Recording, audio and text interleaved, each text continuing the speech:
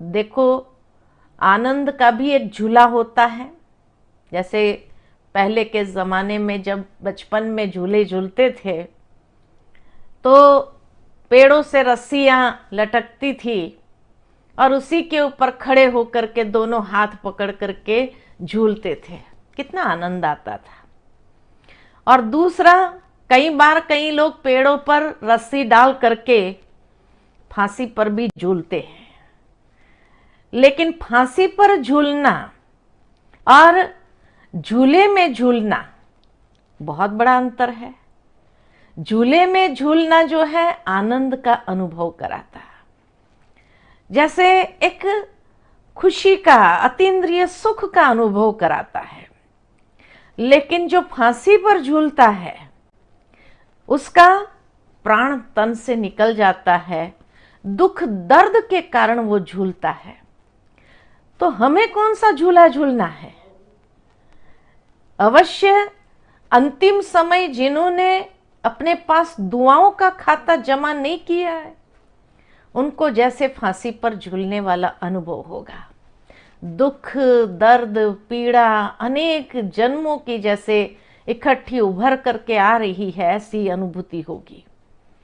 लेकिन जिनके पास ये दुआओं का खाता भरपूर है उसके लिए ऐसा महसूस होगा जैसे अतीन्द्रिय सुख में झूल रहे हैं, जैसे खुशी में झूल रहे हैं, आनंद के झूले में झूल रहे हैं, ये अनुभव होगा। तो इसीलिए दुआएं हमारे ब्राह्मण जीवन के अंदर सूक्ष्म होती है लेकिन बहुत अंदर से पावरफुल होती है और उसकी एक लहर हमें फैलानी है।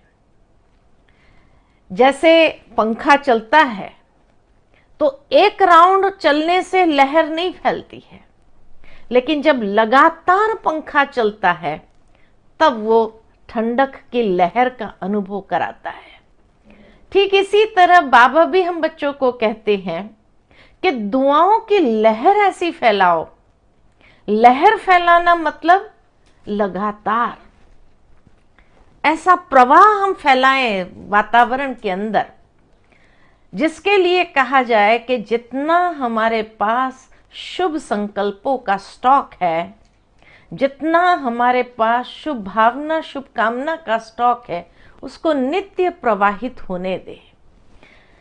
जितना ये नित्य प्रवाहित होगा उतना ही अनुभव ये होगा जैसे कि हम दुआओं से उस खुशी के झूले में झूल रहे हैं। तो इसीलिए ये लगातार वाला प्रोसेस है। कोई एक बार भाई हम योग में बैठे और मैंने सारे विश्व की आत्माओं को शुभ भावना, शुभ कामना का दान दे दिया, इसको लहर नहीं कहा जाता है।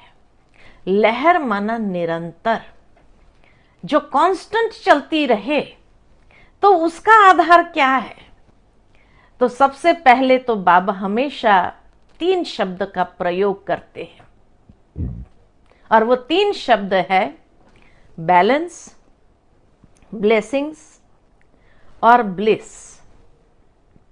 भावार्थ है कि ब्राह्मण जीवन में जितना हमारा बैलेंस होगा, बैलेंस से अगर आप चलेंगे तो बैलेंस से चलने में अनेकों की दुआएं, ब्लेसिंग्स सहज हमें प्राप्त होने लगेगी। और उसका अनुभव क्या होगा? तो ब्लिस, आनंद। ब्लिस माना सदा निरंतर उस आनंद की स्थिति में। जिस तरह कहा जाता है दुनिया में भी कि भाई सर्वोच्च प्राप्ति अगर है तो वो है आनंद की अनुभूति। जो बड़े बड़े ऋषि मुनि, बड़े बड़े महात्माओं ने भी, सन्यासियों ने भी अगर घर बार त्याग किया, छोड़ा, तो कहते हैं उस परम आनंद का अनुभव करने के लिए। लेकिन बाबा ने कहा सब छोड़ने से आनंद का अनुभव नहीं होता है। छोड़ने से अगर सब कुछ छोड़ दिया और आनंद का अनुभव हो, फिर तो जैसे दुनिया की आत्माओं के लिए बहुत दुर्लभ हो जाए। लेकिन विधि बाबा ने ये बता दी, बैलेंस से ब्लेसिंग्स और ब्लेसिंग्स से ही आनंद की अनुभूति होगी। यानी ब्राह्मण जीवन में जितना हम बैलेंस से चले तो अपने आप दुआओं के खाता हमारा जमा होता जाएगा, और दुआओं का खाता जमा हो जाने से फिर उस आनंद का अनुभव होगा। तो इसके लिए छोड़ना कुछ नहीं है, लेकिन बैलेंस रख करके चलना है। किस किस में बैलेंस रखेंगे? तो बैलेंस जो हमें बाबा ने बताए हैं, कुछ गुणों का बैलेंस, उन चीजों का बैलेंस, उसको बैलेंस नहीं सिर्फ कहते हैं, लेकिन एक है कि स्वोन्नति, ब्राह्मण जीवन में स्वोन्नति है। दूसरा, ब्राह्मण परिवार में हम रहते हैं तो परिवार के साथ की जो सेवा है, क्योंकि ब्लेसिंग्स तो कहाँ से मिलेगी? ब्राह्मण परिवार से मिलेगी। तो इसीलिए जो है ब्राह्मण परिवार में हम है, तो ब्राह्मण परिवार के साथ का जो रिश्ता नाता हमारा है, जिस तरह का हमारा संबंध है, वो हमें ब्लेसिंग्स का अनुभव कराए। तीसरा, सेवा। सेवा में भी दो सेवा विशेष बताई गई है, एक है यज्ञ सेवा और एक है विश्व सेवा। तो इनका भी बैलेंस बहुत जरूरी है।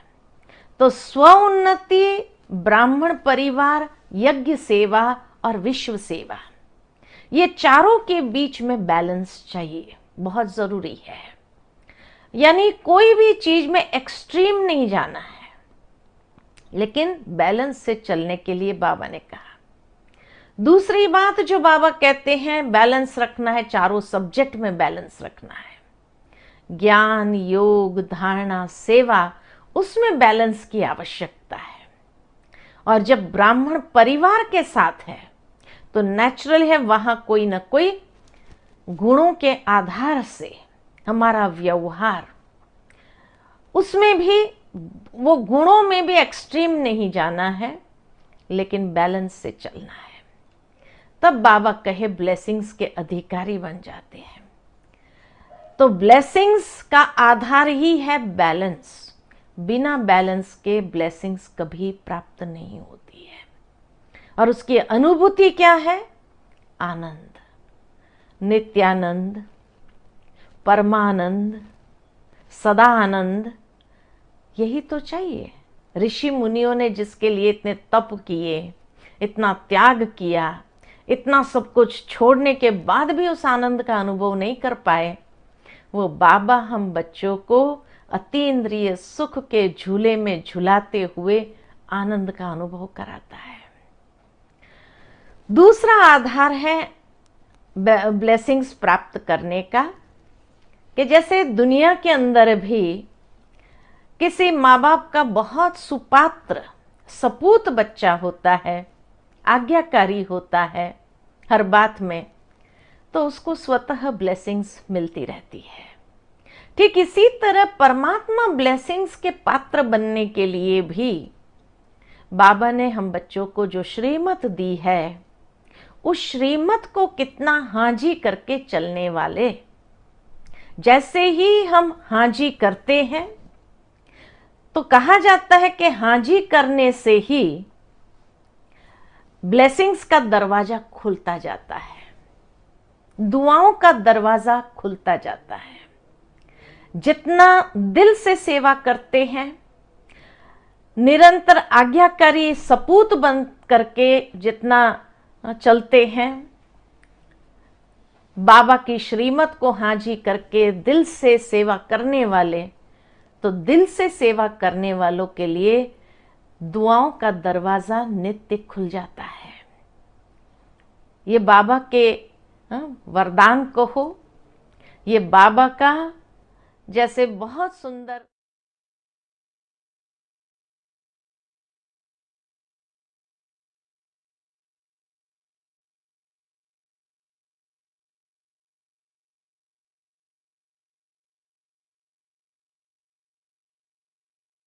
है, हर एक का स्नेह, प्यार, दुआएं, शुभ भावना, शुभ कामना बरसने लगती है। और सचमुच जब हम श्रीमत पर हाजी करते हैं तो हर भाई बहनों को भी बहुत अच्छा लगता है कि देखो ये भगवान की श्रीमत को पालन करते हुए चलते हैं। उस आत्मा के प्रति न कभी किसी को रीस होती है, न कभी किसी को उदासी मिलती है, क्योंकि भगवान की आज्ञा को बहुत सहज रीति से उसने स्वीकार किया है। तो इसीलिए ब्राह्मण जीवन में सबसे बड़ा वरदान अगर कहे तो यही है कि बस हर श्रीमत को निरंतर अमृत वेले से लेकर रात्रि तक जितना नेचुरल रूप से श्रीमत का पालन करते जाएं तो हमेशा सबकी दुआओं के पात्र सहज स्वाभाविक रीति से बन जाते हैं।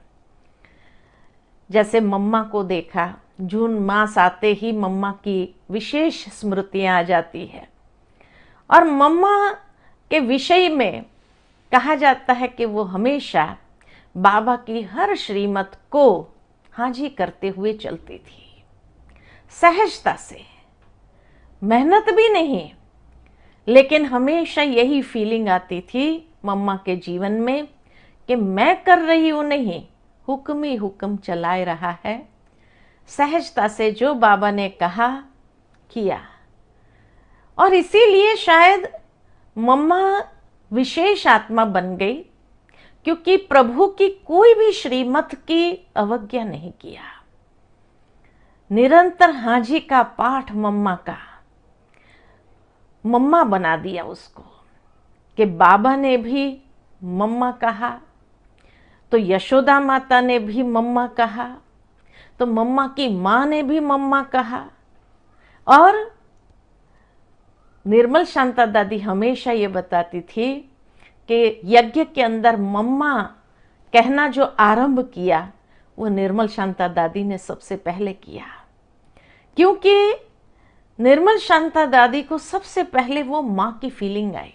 सोचो, उनकी माँ भी सामने थी बाबा के साथ, यशोदा माता भी सामने थी, लेकिन उनको सबसे अधिक माँ की फीलिंग जैसे ही मम्मा से आने लगी तो यज्ञ में सबसे पहली बार जो मम्मा कह करके पुकारा, निर्मल शांता दादी ने पुकारा, और तब से लेकर के सबने मम्मा कहना शुरू कर दिया।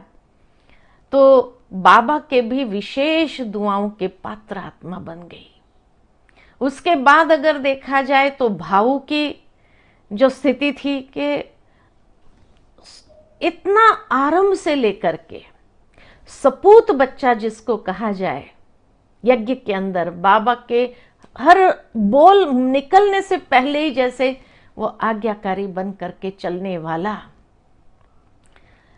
इतना पक्का नियम धारणाओं में कि शायद ही आज कोई ब्राह्मण इतना नियम धारणाओं में पक्का होगा।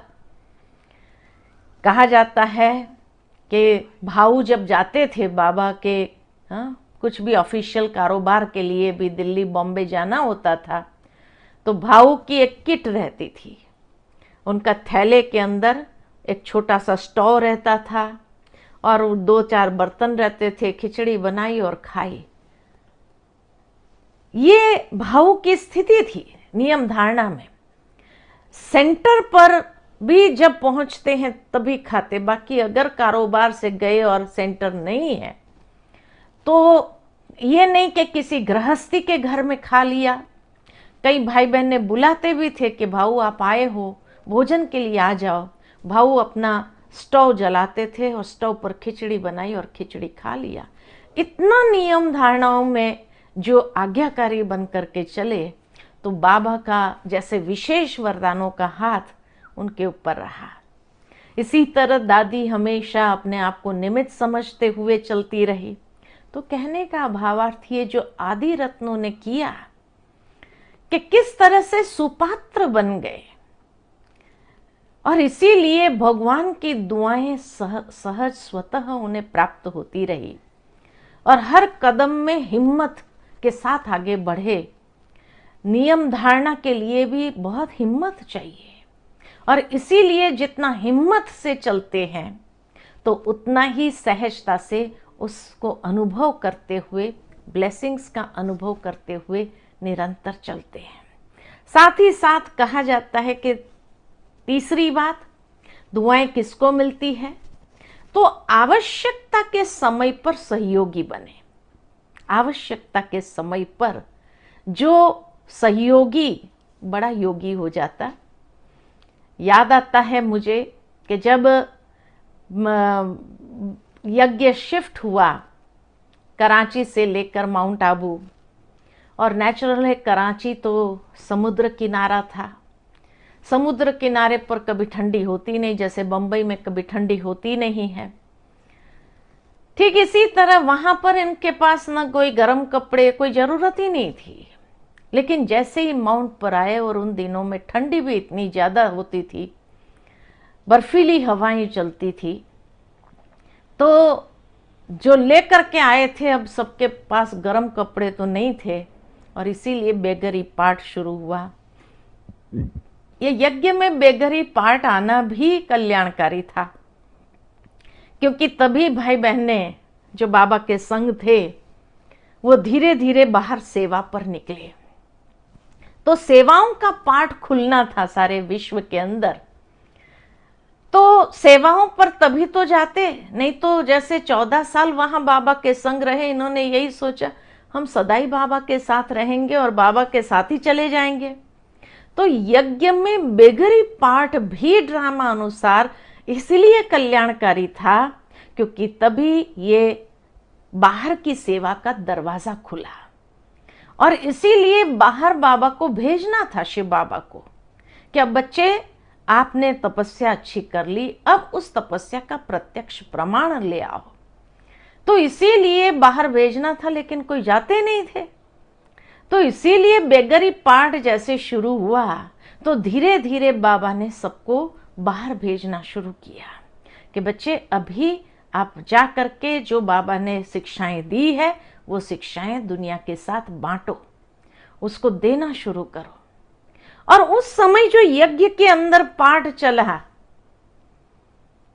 बाबा तो निश्चिंत रहे, क्योंकि 4 आना नहीं होता था, घर में कोई दाना नहीं होता था अनाज का, और बाबा एकदम निश्चिंत कि बच्चे पहला भोग तो बाबा को लगेगा ना। और इसीलिए जब पहला भोग बाबा को लगेगा, जिस दिन बाबा को भोग नहीं स्वीकार होगा तो हम सब भी भूखे रहेंगे। और ये तो भक्ति में भी ऐसा नहीं हुआ कि भगवान कभी भी भूखा रह सकता है। और इसीलिए बाबा कहते थे दादी को 10 बजे आना, ब्रिजेंद्रा दादी को, और 10 बजे ठीक मनी ऑर्डर आता था।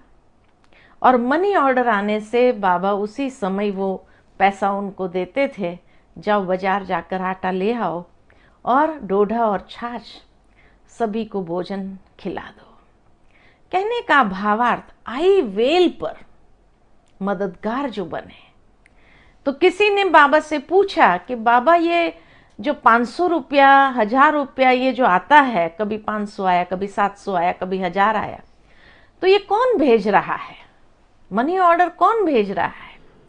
तो बाबा हमेशा कहते थे कि बच्चे, रावण की नगरी में एक मंदोदरी है जो राम की मददगार है, वो भेज रही है। बंधन में थी वो माता, लेकिन सब्जी में से उसके परिवार वाले इतना अटेंशन रखते थे, क्योंकि वो जानते थे कि ये दादा के साथ जुड़ी हुई है, बाबा के साथ जुड़ी हुई है, और कहीं ना कहीं वो भेज ना दे, इसीलिए इतना गिनती का पैसा देते थे, सब्जी लाने का, अनाज लाने का, उसमें से वो बचाती थी 500-700 रुपया जो बचा करके निकाला। और उस जमाने में 500-700 तो बहुत बराबर होता था, उसमें से बचा करके वो बाबा को भेज देती थी। तो जब वो भेज देती थी, और इसीलिए जो है जा करके, तो जब उसके सारे बंधन, क्योंकि बंधन में बहुत जबरदस्त बंधन था उसको, उसकी एक ही दिल थी कि बस मुझे बाबा को एक बार जरूर मिलना है, मधुबन जाना है। बाबा कैसे उसकी आश नहीं पूरी करता? और इसीलिए धीरे धीरे बंधन डालने वाले जैसे जैसे शरीर छोड़ते गए, अवस्था होती गई, शरीर छोड़ते गए, तो वो माता भी बहुत बुजुर्ग हो गई थी। और बहुत बुजुर्ग होने के नाते वो जो है जब बंधन मुक्त हुई तो उसने बाबा को पत्र लिखा या टेलीफोन किया कि बाबा मैं आ रही हूँ। आप सोचो बाबा की खुशी का कितना अपरंपार, ऐसे समय पर जिसने मददगार बने, रावण की नगरी में होने के बावजूद भी जो ईश्वर को मदद करती रही। तो सोचो कि जब वो आई, मधुबन तो बहुत छोटा सा था, कोई ढंग का कमरा नहीं था। उसी समय ये छोटा हॉल बनाया था बाबा ने, और 4 कमरे जो वहां पर है दादी जी का, गुलजार दादी का, ये 4 कमरे बने हुए थे सिंपल से। और वो भी इसीलिए बाबा ने बनाए थे क्योंकि बड़ी दादी का बहुत बड़ा ऑपरेशन हुआ था, तो बड़ी दादी को भाई अच्छी तरह से रेस्ट मिले, क्योंकि बड़ी दादी नहीं तो जनरल में सोती थी सभी के साथ।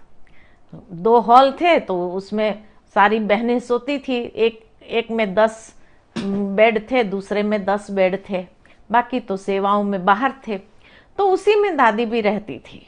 इतना त्याग किया है इन लोगों की, अगर हिस्ट्री जब सुनते हैं तो लगता है कि सचमुच इन्होंने कितना जीवन के अंदर जो त्याग किया है, और फिर भी आज्ञाकारी बन करके चले। तो जब उसका फोन आया, बाबा मैं आ रही हूँ फलानी ट्रेन से, तो बाबा ने कहा कि बच्ची आएगी, इतने बड़े घर की है वो, तो कहाँ रखेंगे उसको।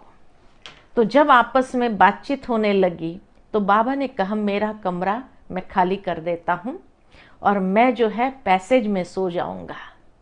लेकिन बच्चे इतने बड़े घर के हैं और नेचुरली उसको उस तरह की सुविधा में रहने की आदत है, तो बाबा अपना कमरा खाली करेंगे। अब आप सोचो बाबा अपना कमरा खाली करें, ऐसा हो सकता है क्या। तो उस समय फिर दादी ने कहा नहीं मैं जनरल में रहूँगी, बाबा आप अपना कमरा नहीं खाली करो, आप वहीं रहो और मेरे कमरे में वो रहेगी। दादी ने अपना कमरा खाली करके उसके लिए दिया। यानी जिसको कहे कि बहुत खातरी बाबा ने किया। और क्यों किया, जैसे दुआएं बरसती रही बाबा के नित्य उस आत्मा के प्रति, क्योंकि आई वेल पर सहयोगी बने। तो भावार्थ ये कि समय पर, आवश्यकता के समय पर जो सहयोगी बनते हैं वो विशेष दुआओं के पात्र बन जाते हैं।